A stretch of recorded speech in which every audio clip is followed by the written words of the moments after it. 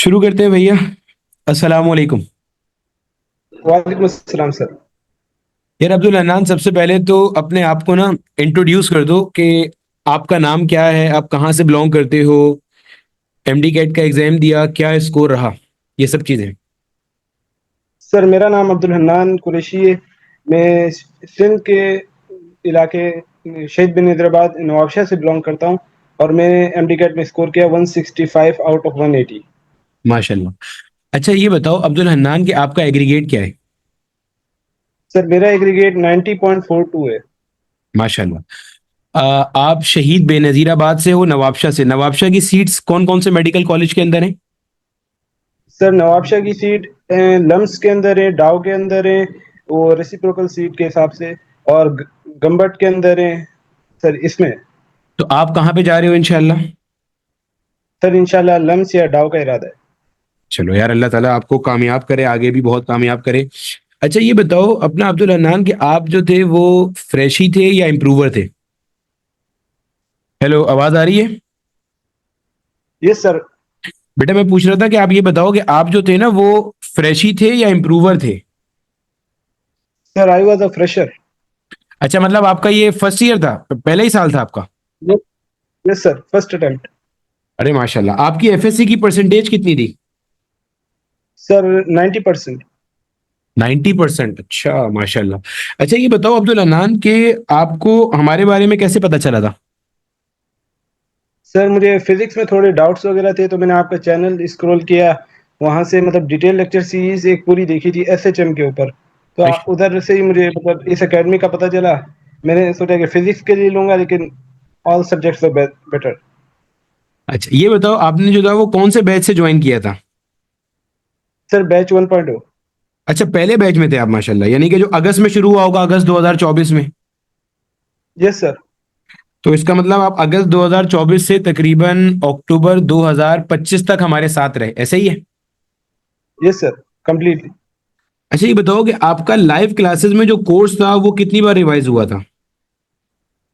Sir 3 से 4 बार complete revise हुआ था। अच्छा ये बताओ कि आपकी जब आप पढ़ रहे थे तो स्ट्रेटेजी क्या रही, क्योंकि अमूमन जो बेचारे पहली दफा पढ़ने वाले बच्चे होते हैं उनका हो जाता है, लेकिन अमूमन अमूमन जो होते हैं ना वो बेचारे इंप्रूवमेंट की तरफ जा रहे होते हैं, क्लियर नहीं हो रहा होता। तो क्या वो ऐसी गलती करते हैं जो आपने नहीं की थी, या आपने क्या बेहतर किया था जो वो भी अगर करें तो बेहतर हो सकता है। सर मेरा ये मानना था कि मेरे पास जितने भी सोर्सेज थे उन्हें अनयूज नहीं जाना चाहिए। मेरे पास मतलब जो भी लेक्चर्स वगैरह थे, पास्ट ईयर क्वेश्चन थे, वो मैंने पूरे किए थे। और जो भी लेक्चर होते थे, लाइव क्लासेस होते हैं, कंप्लीटली अटेंड किया, टीपीपी सॉल्व की। बस स्ट्रेट फॉरवर्ड जैसे चलना था वैसे चले।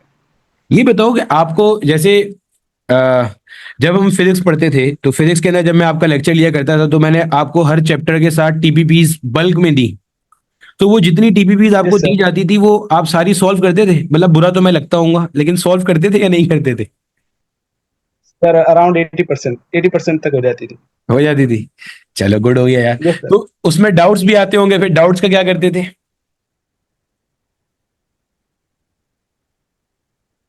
सर डाउट्स के लिए डाउट ग्रुप में डालते थे, या फिर डायरेक्ट गूगल में पूछते थे। अगर वहां से नहीं मिलता था तो डाउट टीचर को या फिर डाउट क्लास में चले जाते थे।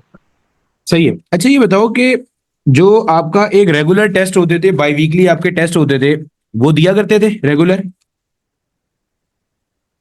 यस सर, वो सारे रेगुलर दिए थे। सही है। अच्छा ये बताओ कि आ, आपके पास आप जो आपने ऑनलाइन पढ़ा तो आपका जो ये शहीद बेनजीराबाद जो जिला है नवाबशाह के अंदर, यहाँ पे आपकी इंटरनेट की फैसिलिटी सही थी। कभी लाइव क्लास अगर मिस हो जाती थी फिर क्या करते थे, क्योंकि इंटरनेट तो होता है बार, इंटरनेट तो प्रॉब्लम कर ही जाता है, हमारा भी कर जाता है, आपका भी करता होगा। लाइट का भी मसला रहता है। यस सर, कभी कभार 1-2 दिन तक इंटरनेट बंद होता था, तो हम्म। रिकॉर्डिंग होती थी, उससे कवर कर लेते थे। और अगर ना भी हो पाता था तो फिर मतलब थोड़ा डिले करके फिर कवर करते थे। सही है, ठीक हो गया। यानी कि रिकॉर्डिंग वाली सहूलत का फिर आपको वहां फायदा हुआ था। अच्छा ये बताओ कि आपने ऑनलाइन को चूज किया तो आपके ख्याल से ऑनलाइन के अंदर जो था ना वो आपको ऐसा कौन सा एडवांटेज मिल रहा था जो ऑफलाइन में आपको नहीं मिल पा रहा था। सर फ्लेक्सिबिलिटी और काइंड ऑफ लाइक सोर्सेज ज़्यादा थे। फ्लेक्सिबल था पूरा कोर्स, आपको मल्टीपल टाइम रिविजन्स की ऑफर हुई हुई थी, तो sir it was already better. अच्छा ये बताओ कि जब बैच की वीडियो देखी होगी, देखो ऊंच नीच तो हर प्रोग्राम में आती है ना। ऊंच नीच से मुराद ये है कि कभी मेरी क्लास कैंसिल हो गई, फिर उसकी कंपनसेशन आ गई। ये तो होता है, ये तो हर मतलब yes part sir. And parcel of life है ना। अनफोर्सीन सर्कमस्टांसेस तो आते हैं, यस। लेकिन अगर आपसे मैं ओवरऑल एक्सपीरियंस पूछूं कि जो चीजें सोच के आज से तकरीबन एक सवा साल पहले, 1.5 साल पहले हमारे कोर्स में एनरोल हुए थे कि भाई ये टेस्ट लिए जाएंगे, ये एफएलपीज लिए जाएंगे, ये डाउट सॉल्व होंगे, ये टीपीपीज दी जाएंगी, ये लेक्चर्स दिए जाएंगे, मल्टीपल कोर्स रिविजन होंगे, वो सारा आपको मतलब पूरा मिला? Sir it was more than expected sir, मैंने इतना एक्सपेक्ट नहीं किया था, मतलब इतनी कम फीस के अंदर इतने ज़्यादा सोर्सेस मिल जाएंगे और क्या नाम है मल्टीपल टाइम रिविजन। मुझे लगा था कि मतलब वन टाइम होगा और एक से दो बार बस ऊपर ऊपर से करा देंगे, लेकिन इट वाज डिटेल्ड। अच्छा, ये जो ऊपर ऊपर से कराने वाली बात है, इसी के ऊपर मैं अक्सर जो है ना बच्चों से एक सवाल भी पूछ रहा था।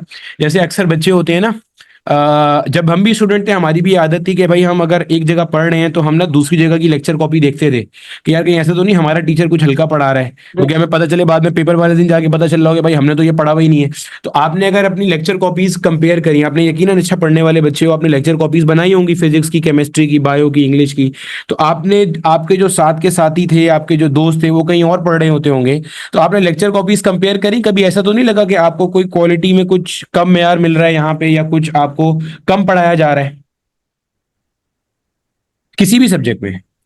सर नहीं, हर बार ये मतलब मेरी लेक्चर काफ़ी हाईएस्ट लेवल की होती थी, उसमें मतलब सारे टॉपिक्स मौजूद होते थे और डिटेल में होते थे। कोई ऐसी बात नहीं थी कि मुझे कोई टॉपिक नहीं आ रहा है या फिर कोई मुश्किल हो रही है। इवन कई बच्चे सवाल जो लेकर आते थे वो पहले मैं सॉल्व करता था। अच्छा माशाल्लाह यार, चलो मतलब जहीन बच्चे हो आप माशाल्लाह, चलो अच्छी बात है। अच्छा ये बताओ कि आपका जो है ना मोस्ट फेवरेट और लीस्ट फेवरेट सब्जेक्ट कौन सा रहा तैयारी के दौरान? सर इस दौरान मोस्ट फेवरेट फिजिक्स था और लीस्ट फेवरेट में केमिस्ट्री। यस सर, केमिस्ट्री था।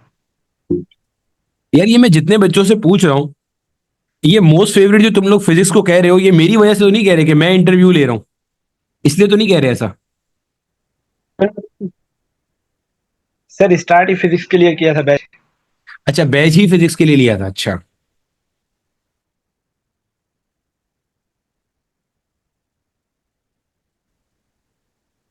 सही हो गया, अच्छा अच्छा अच्छा अच्छा। तो ये बताओ कि फिजिक्स के अंदर जैसे अक्सर बच्चों का खौफ होता है, बच्चों को फिजिक्स नहीं समझ में आ रही होती, तो आप क्या रिकमेंड करोगे? जैसे आपके जो जूनियर्स हैं वो देख रहे हैं, आप क्या रिकमेंड करोगे कि फिजिक्स को बेहतर कैसे बनाया जा सकता है? सर प्रैक्टिस, और फिर उससे अगर कोई सवाल गलत हो रहा है तो उसका मतलब कंप्लीट डिटेल चेक करें कि किस तरह उस सवाल को सॉल्व करना, उससे रिलेटेड क्वेश्चन कैसे आएंगे, सब कुछ।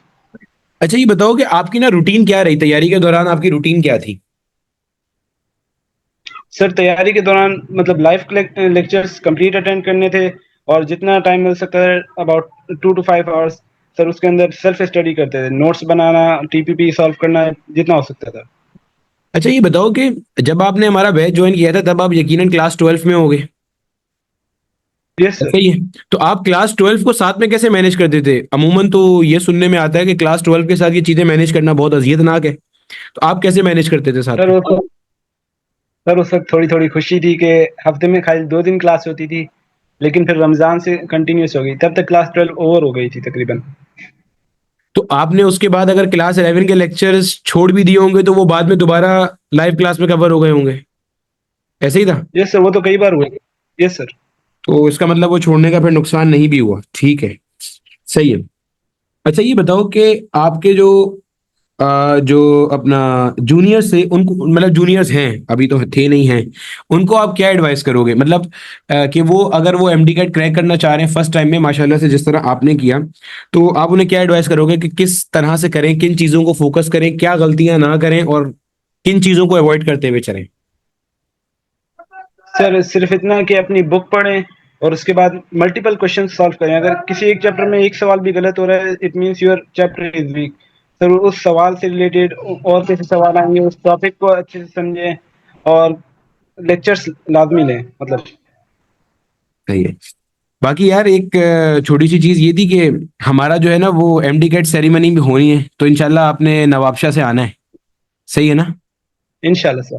आपसे मुलाकात होगी, और आपका जो इनाम है और आपका जो टोकन ऑफ ऑनर है वो भी इंशाल्लाह मैं आपको सेरेमनी में ही दूंगा, तो आना लाजमी है। ठीक है मेरे इंशाल्लाह। भाई। इसके अलावा आखिर में कोई चीज़ यस ऐड सर। करना चाहोगे? सर बस आपका थैंक यू करना है sir. I was not expecting कि बैच में मतलब इतना सब कुछ मिल जाएगा मुझे।